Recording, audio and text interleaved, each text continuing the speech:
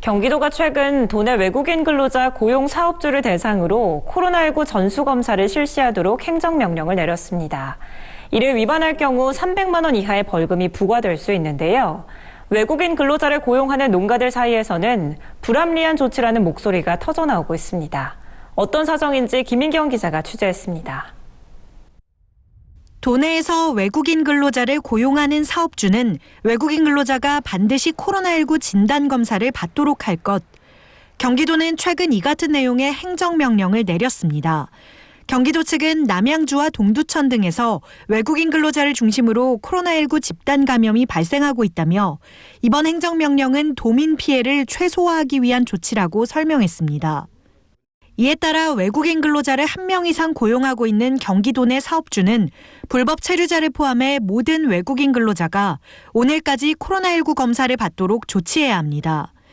경기도는 만약 이를 위반할 경우 200만 원에서 300만 원 이하의 벌금이 부과될 수 있고 검사, 조사, 치료에 소요되는 방역 비용을 구상 청구할 수 있다고 밝혔습니다. 그러나 농촌 현장에선 비효율적인 탁상행정이라는 반발이 나오고 있습니다.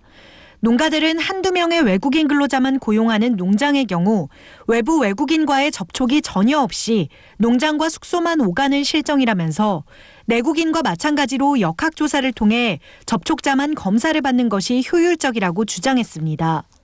이게 말이 안 되는 게 지역이 얼마나 넓고 경기도에 인간이 얼마나 많은데 농번기가 시작돼서 지금 엄청 바쁘거든요. 태국인이 걸렸다 그러면 태국 사람을 데리고 있는 사람을 다 하든가. 지금 다들 못 받고 있고요. 어제도 주변 농가들하고 통화를 했더니 다들 씩씩대고 농장에만 있는 애들 얘들 누굴 접촉했다고 이걸 다 하라고 하는지.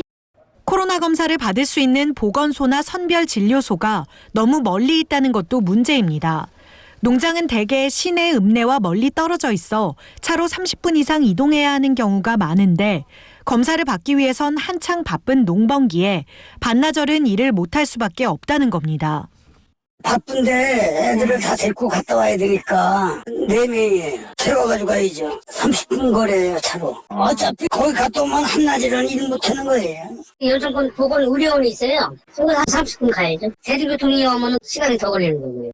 더욱이 경기도는 전수검사로 최근 외국인 근로자 신규 확진자가 줄고 있다고 밝혔지만 현재 도내 외국인 근로자의 근무지와 인원수는 농축산업, 제조업, 건설업 등 사업장 유형별로 파악되지 않고 있습니다.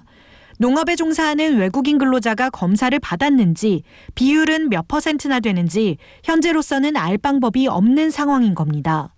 아니, 구분이 안 됩니다. 예방적인 차원에서 할 수밖에 없는 거여서.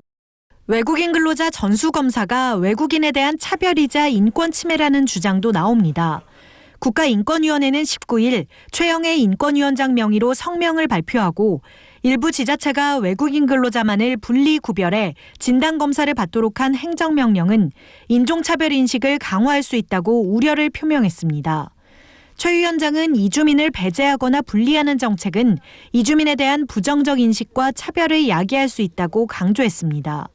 농번기를 맞아 1분 1초가 바쁜 농촌 현장에서 현실과 완전히 동떨어진 지자체의 정책에 농가들만 애가 타는 상황. 현장 실정을 반영한 정책 시행이 절실한 시점입니다. NBS 뉴스 김인경입니다.